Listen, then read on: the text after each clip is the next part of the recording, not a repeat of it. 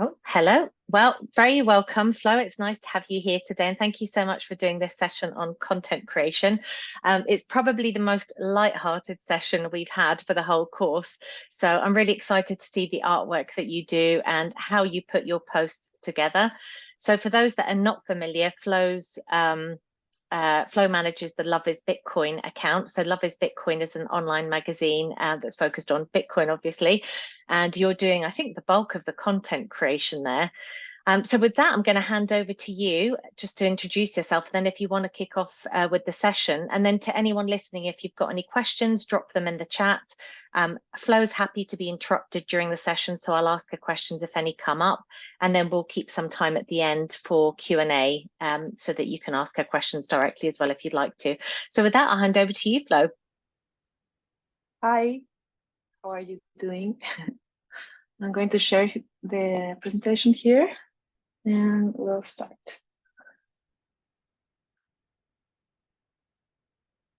Okay, so I want to introduce myself. As Krista said, I work for loveisbitcoin. I have worked managing content for different companies for like, I don't know, 4 years or something like that. But I am an artist. I studied art.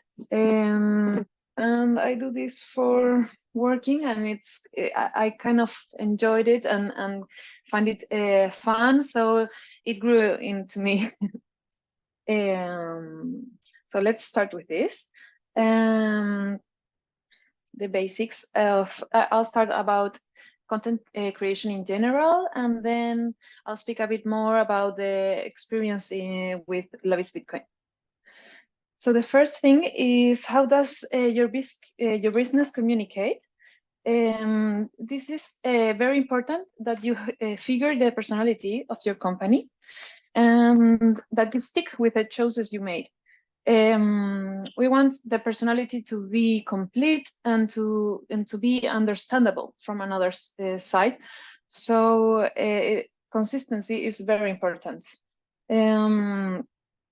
And what I wrote down there, that you're not your company and your company isn't you, this means that the personality of the company doesn't need to be the same as the person building the company. And this is also very important. For example, if in the future, if I'm no longer with loveisbitcoin, the character that's been created, Libby, will continue to exist. So here are some examples. For example, Libby always makes funny jokes, like she likes to be like kind of sexy, but she also has a very high value for family, and she's always posting about it. She's always congratulating I don't know people when they're getting married and have a family. And she's always trying to be funny and to have fun and to enjoy, and it's not going to go into themes that can be very problematic. You know, she's just going to be light and yeah, have fun. Also, what's very important is that you know who you're talking to. If you don't know who you're talking to, then you don't know what they want and what they need. So and also you need to know this in order to speak the same language, because sometimes you do know what they want or what they need, but if you don't say it in the correct words, it doesn't get there. In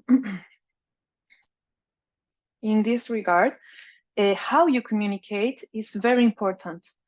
And it's not only what you want to say, but how do you say it?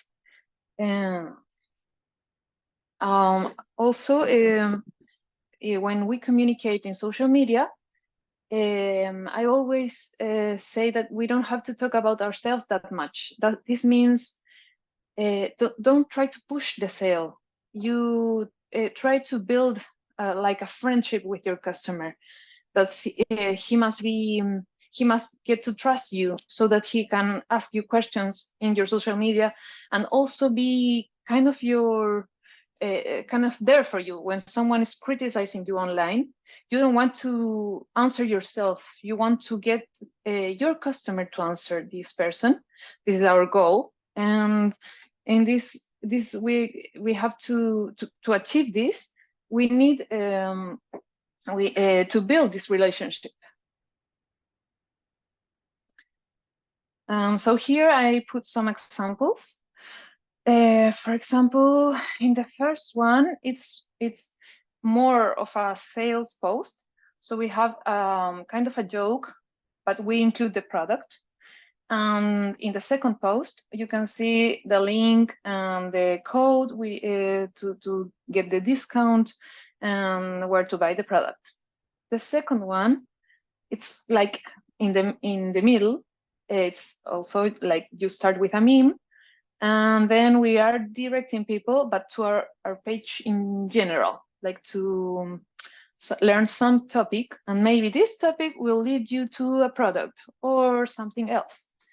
And the third one is just talking in communicating with our customer or with our audience better, and just like building this friendship and talking there's in the same language, and just making this having fun, not selling anything. This is very important. Like whatever your product or your service is, there is a world about it. There's not just the thing. You if you're selling pencils, it's not just the pen. It's, for example, what are you writing with it, or what are you drawing, or I don't know. You have to be creative about it. It's also very important to know which network fits you better. There is too many social medias right now, so you have to ask yourself where is your customer, like in which platform, but also which platform fits the personality of the company better. If my personality, if it's very joyful and for young people, maybe I want to be in TikTok and not necessarily on Twitter X. And now for, if I'm speaking a bit fast, or if I, let me know. For the Love is Bitcoin experience. So this is things that I have learned through my whole experience, that I have seen mostly with the Love is Bitcoin experience. And this is very important, group creativity. We are smarter, we are funnier when we are together. Jokes come in groups, so don't lose that. Get your members, your group members, or your together, get them to share, doesn't matter if they come from different areas of the company. Everyone can be creative, and the most creative person, I don't know, the one in charge of this, can take something, can learn something from this other person. And it is also very important because the person who is taking care of your social media will be always in touch with your customers. And that's why it's very, very important that this person learns every aspect of the company. In order to answer correctly, properly to the person who is asking, to give the best answer, or to be more complete, this helps a lot. And it's also helps because we need to move very fast. Sometimes we don't get the idea, or we don't get the meme so fast. And when we're thinking in groups, somebody can, and we can like start building on this idea and be answer very fast. We had a question, actually. Somebody just asked if you help others with their content creation. So do you provide services where you would help somebody else to create content outside of doing Love is Bitcoin? Yes, I do. I work, I have done like this kind of workshop, but not like this is general, more focused in one company, in what you need. And I've also that is like you can. I mean, we can make sessions and start building, and then you take over, or the person in charge in your company, or we can talk about it. I've worked for very different companies, from things that have to do with food, with skincare, and now with Love is Bitcoin, which I love because, of course, it has to do with Bitcoin. I also had a question just to step back to your first slide where you were talking about your character Libby. Like, how did Libby come about? Did Libby evolve as you managed the Love is Bitcoin account and you sort of got to know your audience? Or did you start off creating Libby and then Okay. kind of evolving her? The fun fact is that I'm the third Libby. So there have been two community managers before me, and this is why this is very important to know. Libby was built before me, and of course each girl gives her a bit of a different personality, but we try to stick with some ground pillars, or I don't know how it's called, like she might have changed since I took over, but those change, we try to keep it to the minimum, and we try to do it. You try to do it slowly, so that maybe Livy has grown out of cats and now she likes dogs. Okay, but Livy still loves animals, you know. So it's not such a big change. I think that these kind of things always evolve, always. You have an initial idea and you think that you know exactly what your customer's gonna like, what he wants, but then you start gathering data. So you as you build, you'll start to understand your customer better, and you'll know, so this joke doesn't work, this one does. So it actually does evolve. But you can shift that in a way that makes sense when you know who Libby is. And I actually think it's very helpful to give it a name. It could be also the name of the company. It could have been just Love is Bitcoin. Like we could have been talking about Love is Bitcoin, and that could be the character. But it's really easier when you imagine her as a girl, Libby. So it's a recommendation that I think works. Okay, about this slide. Don't be afraid. I think that many people say that, but it's really important to own it. For me, this has been like the hardest part. I didn't think that I could do very good memes before working with Love is Bitcoin. For my past jobs, these accounts were like very serious accounts. They didn't do much jokes. And so this was like what I feared the most. And I have like the team, the Love is Bitcoin team is very supportive. So they are always like, do it, just do it. We'll see if we make a mistake, we just ask forgiveness and move on. And if we have to erase something, we erase it. And this is, it got me thinking, like, it's really important. All companies can make mistakes. We have all seen it in social media, and we know when an answer was right and when it was like wrong, like not like poorly managed. Getting against your customer is never a good recommendation. Try to put in their shoes. Try to ask for forgiveness if there was a mistake made. Give a little of explanation. You don't have to give like a lot of explanation, like, oh my god, so sorry. It's just the little you explain yourself, and you move on. I wouldn't recommend to block people unless they're being like really offensive, or if you gave an answer and they just don't want to see it, then of course it's also an option. But I think that when you start blocking people, you give them more reasons to be angry. Could I ask if you have a specific example where that's happened to you, where you've posted something and afterwards you've been like, eesh, I shouldn't have done that, and taken it down, and like how you actually dealt with it at the time? Yeah, I'm very, very lucky that I haven't been there quite. I have only had the experience that I posted something that didn't got much attention, but it can be tricky. I think that what is important is to know that you are the customer many times. So how would you feel, and what answers would you like to receive? Give us solutions if there is a problem. For example, if you are, I don't know, your product is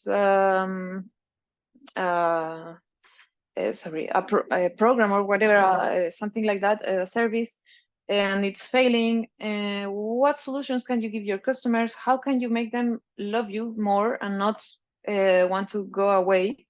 And that's why I have an example. So many people think that Libby is a real person, and when they discover that there's a team behind it, like there are men and women behind it, that's like a magazine, they don't like it because they feel like they have been cheated. And they can be very upset and angry online. And what I do is I go there, I answer them politely. Hi, I'm Flo. I'm the community manager. We are a team. Here's where you can read the information about it. Like, we have been open about this.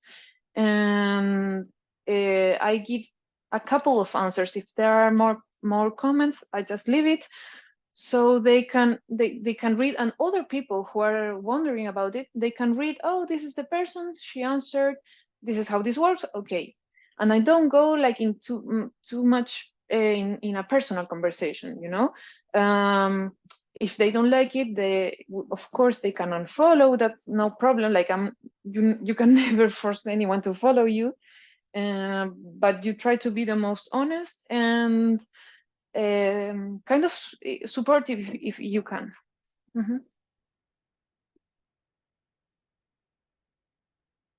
Okay. Another thing that I have found very, very helpful is to partner up. Many people think that the competition is, you can't talk to the competition or another company, or that they will, I don't know, steal your customers, but I don't see it that way, and I don't recommend it. I think that we can grow together. I think that you have to think if funny ways that you can both benefit from this relationship. And one way to choose which companies you want to partner up can be to think if Livy was a real person, who would be Livy's friends? Like, who would be your company's friends online? And sometimes some companies make sense, some don't, and just start building from there. And the customer really likes it, and it usually works really, really good.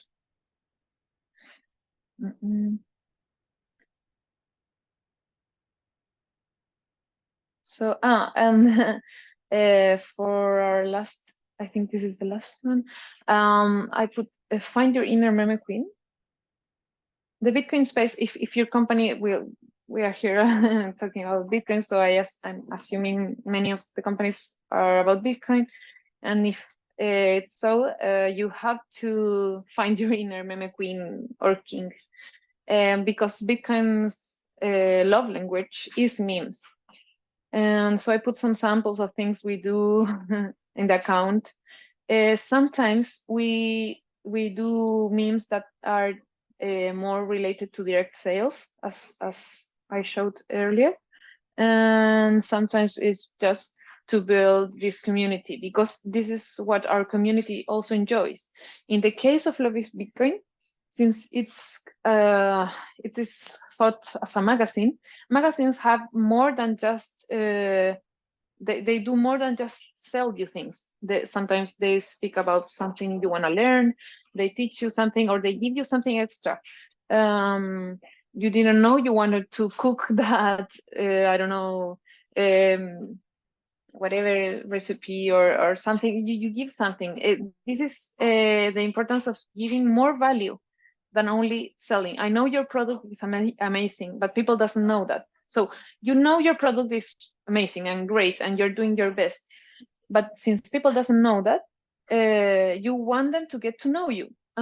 This is why you want to be more complete, more to be more than just sales. And if you're talking about your product, talk about the quality of your product or why people wouldn't want to try that more than the sale directly. And this actually is why Love is Bitcoin it's very good, because the companies we partner up with, sometimes we give this other side, this other human side, more funny, more, I don't know, we play with this, and people do get interested about these other companies, and they go and see a great product, and they make a sale.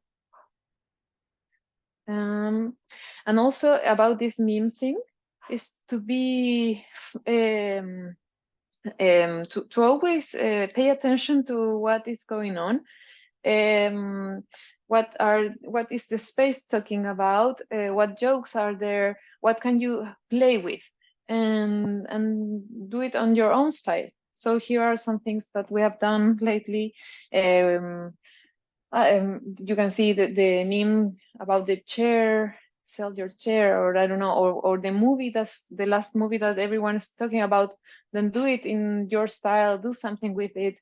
You have to make people pay attention to you, and that's how you stand out. Yes, this is all I prepared. I don't know if you have any questions. That's fantastic. I do have actually a question just about how you learnt to meme, because you commented that you weren't very good at creating memes, or you didn't think that you were. So how did you actually go about learning that process? Because like you say, it's so critical to the Bitcoin space. Can you sort of walk people through how they might do the same? Yes, I think a good exercise is to search for memes, like start searching in these meme pages and look them, and you'll start thinking, oh, if I add my logo here, this could be fun, and start building a library. It doesn't matter if you don't post it. This will make you think differently.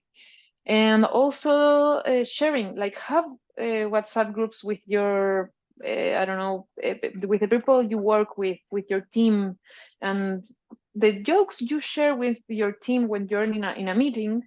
This joke is what we need in also in social media. This is what we have to show the people that follow us who we are. Yeah, but I started like searching for memes, and then in the opposite way also, like, oh, I want to talk about for example, here, I don't know, I wanted to do this cold storage. Yeah, we love cold storage. I'm gonna look for memes with love or with a scene, and then started looking, and then I found this movie, and it was perfect, so I made it. What platforms do you use for searching for the memes? Is it like IMG Flip, or like which ones are your go-to platforms? I'm just going online and searching Everywhere. for stuff. Yeah, everywhere. But I try to follow different accounts. I follow a lot of accounts in the internet. Do steal memes. I didn't say that, but of course, memes are there for you to steal. Like no one owns a meme. And sometimes you give your own perspective. You add that little pinch of, I don't know, salt, and it gets more views than the original person posting it. So don't be afraid to steal memes are no one's property.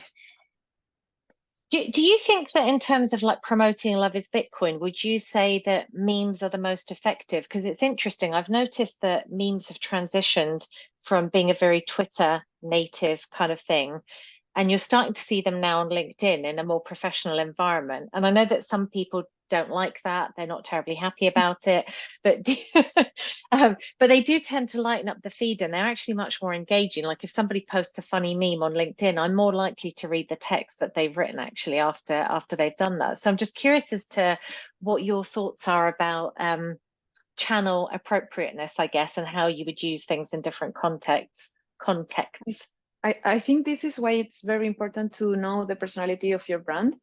If your brand is very, very serious and maybe it's going to be harder to find your perfect meme, and you won't be able to share like everything, like very silly stuff. And also in every platform, then there might be a better place to do it. For example, what I showed is more about Twitter, but if we are talking about Instagram, you might want to use stories erase. So if you're sharing silly stuff in stories, it's like very fun. It can improve your engagement a lot, but your feed can remain very perfect and very serious and very professional. Twitter, on the other hand, everything is like a story. Everything goes away. Like it will last, I don't know, a day, and then it's gone. So that's why I believe it's more like it's more open to silly stuff or memes or fast things that, and it's not so strict. Mm-hmm.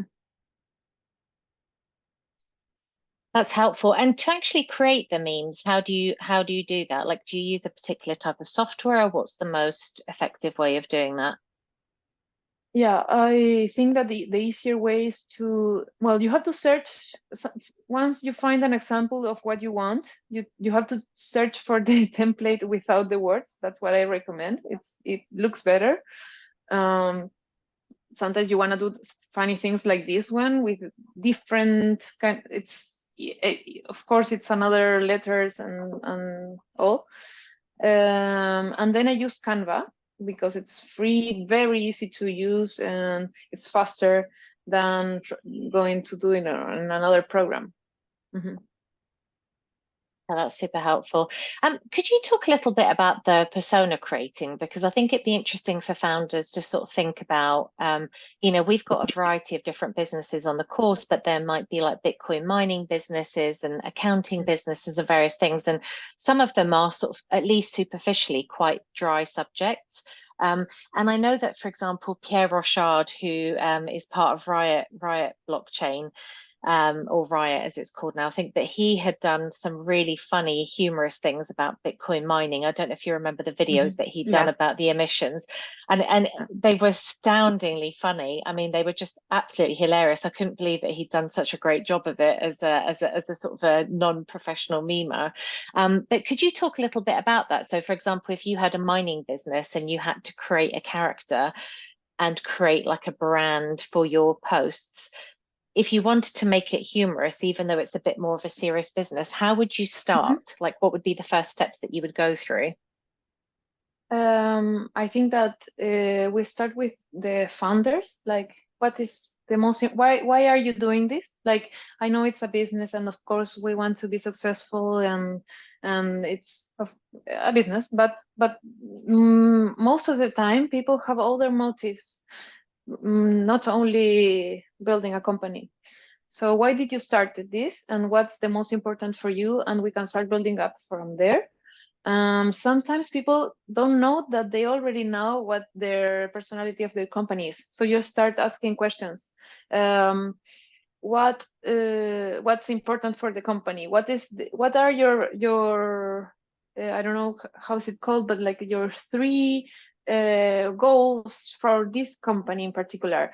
How do you treat your employees? You can start from everything that's like in the real world, and then you just create on top of that. You say, yeah, for me, I'm doing this because of my family, so family is very important for me. So okay, let's keep that. Let's show that, because that's important. The company has a reason to exist. And then you go, but I want to feel like it's masculine, and I want it to feel like he's young, or no, I want it to be kind of a boomer who discovered this, you start playing. It's like a game. And I think it's very important to write these things down. Like even if you're just talking about it, write some things down because you usually forget later on. And then it's very important when you hire a person to manage your account. You can see when this person doesn't know how the company thinks, how the company feels. It's very plain.